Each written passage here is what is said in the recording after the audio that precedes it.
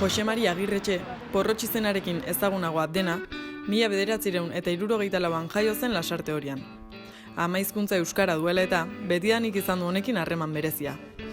Gaur egungo euskal pailazo talderik ezaguneneko taldekidea da, eta hizkuntzarekin harremana duten hainbat eta hainbat proiektutan parte hartu du. Nire aita etorri zenean Lasarte Oria bizitzea, etzan moldatzen gazteleraz ondo, eta Michelinen gazteleraz egiten zen, nagusiki. Ia mundu guztia egiten zuen gazteleraz. Bakan batzuk frantsesez eritxit ez duten, enpresa frantziarra dalako eta empleatuak mando batzuk bat duen frantziatik etorriak. Eta gutxi batzuk euskeraz egiten zuten, eta gazteleraz etzan ondo moldatzen, nire aita.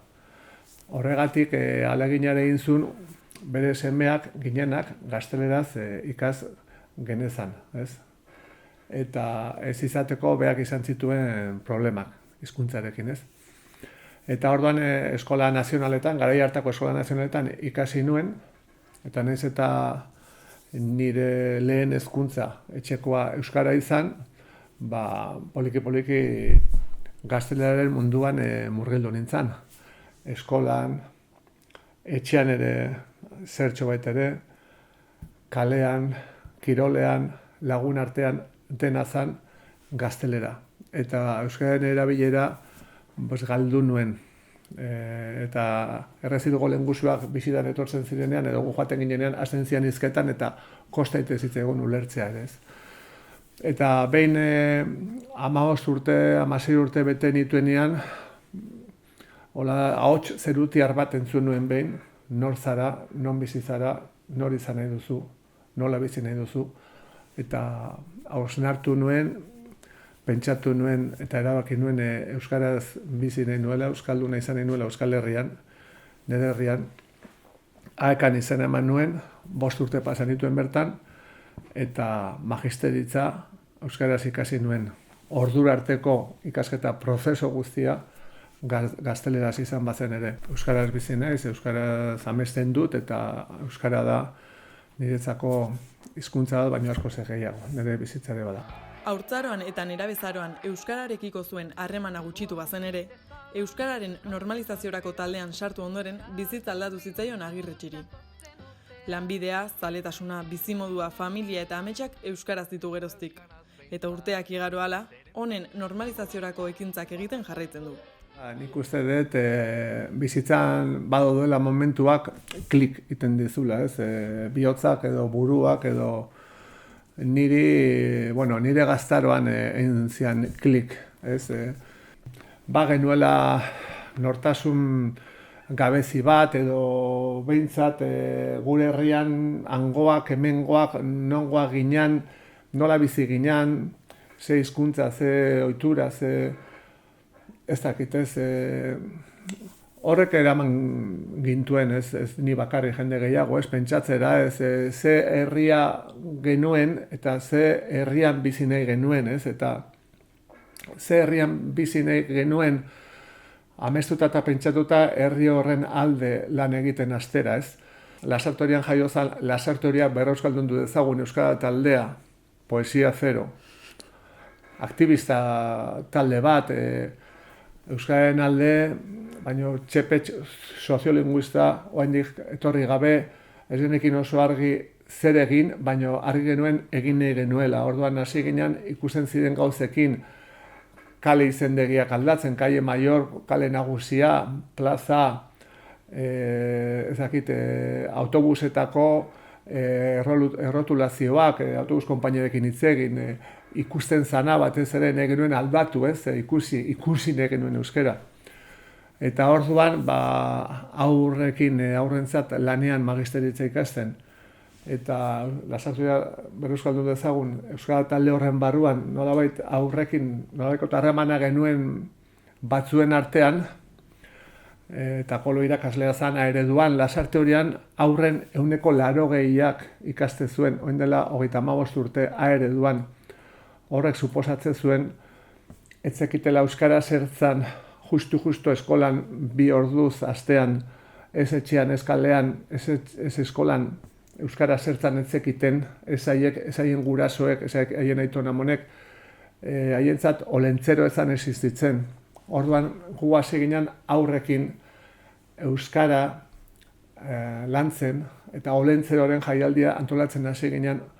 Olentzero nor zen oso jende gutxik zekienean, eta hasi ginen Olentzero jaialdi bat antolatzen Lasauterako haur guztientzat, eskola guztietako haur guztientzat, eskola ordutan bestela ezintzan ere. Hola abiatu ginen egun batetarako pentsatu gabe gehiago etorriko zienik paiazoz jantzita. Eta egun bateako ametxe izan zana, bilakatu da, 31 urtetako abentura bat amets batez, eta horrek markatu du geure bizimodua eta gure bizitza bera ere. 1987 urtean jarri zuten martxan Lasarte horian, euskararen sustapenari jarraipena emateko Takolo, Pirruts eta Porrotx paiazo taldea. Euskara eta alaitasuna batu nahian jaio zen hirukotea. Ikasgaitik harago, euskara zerbait alaia izan zedin umeentzat. Ikus zezaten kalean ere bazuela presentzia. Horrela abiatu ginen, eta esan bezala euskara eta alaitasuna zian gure armak. Eta orduan ondo pasatzeko egiten genuen, bagenuen eskaitz bat, arrautzekin Takolo etortzen zen, tortilla bat inbazun, baina hasi aurretikan malabarismo egiten zuen, arrautza bota airera, zartagia jarri, etzan puskatzen, beak trampa itezun, egoz itezun gogortu arrautz bat, rotula gaiuekin puntutxo bat egin eta bazekin ua hartu behar zuela, ua puskatuko ezalako. Oso azkarra zala uste zuen, baina etzekin bazeuduela magia dendak gomazko eta plastikozko arrautzekin. Eta ua egin ondoren eta txaloa jaso ondoren, bazi joan olioaren bila aztuta utzi zuelako tortilla prestatzeko eta beste bi paiasoak hasten zian malabarismo egiten arrautz hoiekin besteekin eta dena puskatzen zituzten. Behin handoainen atxon bati ere buruan jo genion, publikoan zegoena eta erdia sarretu zitzegun, eta orduan ondo pasatzen genuen. Areson gogoratzen naiz Leitza ondoan behin 12 urteko mutiko batek apuratuta ikusi gintuen arrautza puskatuta Takolo etorri berzalakoan eta etxera joan da korrika etorri zitzaigun dozena bat arrautzekin bere etxean bukatu genuen txuleta jaten. Eta orduan gure helburuak betetze zian, euskara eta alaitasuna. Baina konturatu ginen eredu ere baginala. Aurrek ez bakarrik gure hitzak errepikatu, katxiporreta, kutsi marilutxi, aurrek hasi zian etxean arrotza puskatzen. Eta hori problema bat suposatu zuen, metaforikoki, esaten ziguten, ze paiazo klase zeate zuek, baina aur guztiak arrotza puskatzen, baina nolatan, gero esango ez zuen, pedagogo zaretela eta bata. Konturatu ginen, hanka bat gehitu behar geniola gaur proiektuari, ez? Pizkata ausarketa zerbait ondo egin degun, ez degun ondo. Eta euskara eta alaitasunari baloreak gehitu genizkio. Hortan, suertea dugu euskaldunok, Euskal Herrian balore asko ditugulako gure inguruan, auzolan ere badokagu, hizkuntza zoragarri bat, herri txiki bat gara, eta horrek ematen digu gaitasun bat, gaiak lantzeko bertan ditugunak, elkarlana egiteko, auzolan egiteko, eta modu aberats batean lan egiteko. Aurrengan zuten eraginaz konturatu zirenean, paiazoak baloreak transmititzeko tresna egokia zirela ondorioztatu zuten. Geroztik, kultura aniztasuna, familia eredu ezberdinak, gaixotasun larriak, euskal kultura eta abar batzen dituzten gaiak lantzen dituzte ikuskizunetan. Hasi ginenean iruditzen zitzaigun aurrak zirela etorkizuna, baina gure lana dago aurrei begiratuta, haien gurasoi bideratuta, gai hartan aurrak zirenak gaur egun gazteak ere badia, gaztei bideratuta, eta argi dago euskararena dala herri baten erronka. Jaiotzen garenetik hiltzen garen arte denok daukagu zer eman da zer jaso, eta denei begira egin behar da lan, eta denok sentitu behar dugu protagonista eta izan behar du sujetua, ez? Orduan, gure kasuan aurrei begira lan egiten dugu, horrela hasi ginen, baina begira da orokorra dugu. Iruditzen zaigu, eta hori ikasi dugu gure lanarekin ere, ze lehen aipatu dugu euskara eta alaitasuna hasi ginen lantzen, euskara alaitasuna eta baloreak lantzen hasi ginen gero, iritsi zen momentu bat nun elkartekin harremanetan hasi ginen, elkarte hoiekin eta lan eginda, pixkat, asko hausnartu dugu, eta iruditzen zaigu euskara ez dela bakarrik komunikatzeko tresna bat. Bada ere, baloreak berarekin transmititzen duen tresna oso importantea. Herri txiki bat gara, hizkuntza txikia dugu ere, minorizatua, hain zuzen horregatik gara izokinak korrontaren kontra saltoka gabiltzanak, beti normalizazioaren aldi, beti gure tokia eskatuz, gure herrian, Euskal Herrian eta munduan, gure herriarentzat, gure hizkuntzarentzat, munduko herri eta hizkuntza guztientzat, eta korrontaren kontra joate horrek egiten zaitu empatizatzea, ez? Horrela empatizatzen duzu, zeu bezala txikia direnekin, borrokatu behar dutenekin, toki bat mundua guztiontzat behar duela aldarrikatzen dutenekin. Eta nik uste empatia horrek eramaten gaituela baloreak lantzera.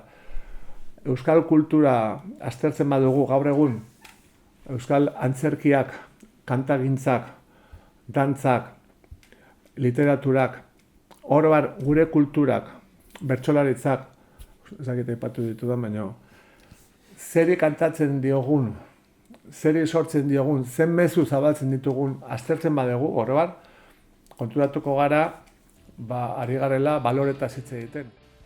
AEK eta Lasarte Horia euskaldundu dezagun erakundetan parte hartzaz gain, Jose Mari Agirretxe Lasarte Horiako Euskararen maratoiko 8koteko kide izan da ekimena jaio zenetik. Eta 2018an Euskaraldiko 11koaren parte ere izan da. Aupa Euskaraldia! Ondorioz, hurbiletik bizi izan du diktadura garaiko debekutik euskarak izan duen garapena. Zuek gaztea zate, ni ezain beste, ni Frankorekin jaio nintzen, eta euskara debekatuta egon zan.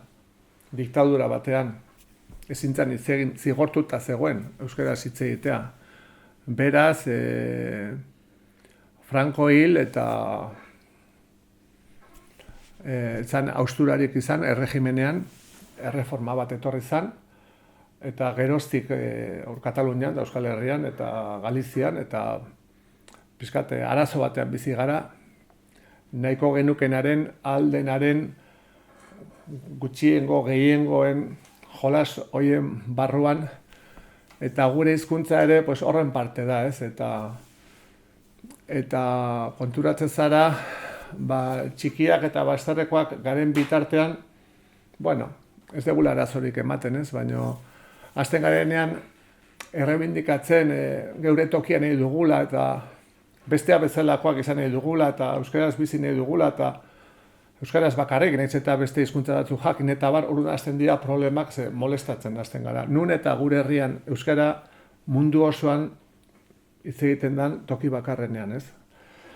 Eta orduan, ari gara euskararen aldeko dinamika batean, ezagutza, ikastetxeak lehen aipatu dela, Lasarte Horian aurreneko 80ak ikastezunen dela 35 urte A-ereduan. Gaur egun ume guzti hau ereduan. Irakaskuntzan aurrera pauso nabarmenak eman dira, euskaltegiak ere hor daude, eta ekimen ezberdinak, ez? Orduan ezagutza areagotu da, eta Lasarte Horia bezalako herri batean ez bakarrik ezagutza erabilera ere, bai, azken 20 urtetan bikoiztun da euskararen erabilera 10%-tik 20%, ez? Kalen neurketan, ez? Eta hor, alde batetik, Euskara Departamentua badago udalekoa, badaude ikastetxeak, badaude euskaltegiak, badago euskara taldea txakun, bere indarrarekin, eta dago herri ekimena. Gaur egun herritarren ekimenez, ez dago estrategia orokor bat Euskal Herri mailakoa, euskara eta euskal kultura eta gure kultura sustatzearena azpitik, ez dago. Herritarrek egiten dute. Lasarte Horian sortu genuen antzerkita dantza eskola bat, sortu zen batukada bat, sortu da literatur txokoa, sortu da korua, euskara taldea aipatu dut, bertso eskola, dantza plaza, dago solaskide programa. Gaur egun 1000 pertsonatik gora egiten dute astero euskeraz, eta bikoiztun da euskararen erabilera, eta Lasarte Horiarrak oso itxusia baginan gari batean, eta eskualdean ate itxusia baginan, gaur egun gehien ligatzen gehan agugea. Geure herria eraldatu da, gure herria edertu da, eta hori etorri da ere bai, euskararen eta euskal kulturaren indartzearekin eta eraldaketarekin, ez? Beraz, aurrera pausoak eman ditugu, baina orain gaude estankatuta, pues ez dalako nahikoa herri ekimena bakarrik, ez? Behar dira neurri estrukturalak, behar da administrazioa, behar dira komunikabideak, behar da enpresa, behar da ekonomia, behar dira gizarteko sektore guztiak bertan euskararen aktibazioan martxan jartzea, ze euskara gozatu behar du, maite behar dugu, amestu behar dugu euskaraz, baina euskaraz bizin behar dugu ere bai, eta toki guztietan izan behar du bere txokoa eta beharrezko izan behar du, ez? Eta horretarako asko falta da, ezin dugu hipokritak izan. Euskara ez da salbatuko kanpaina batekin, euskara izan behar du bizimodua.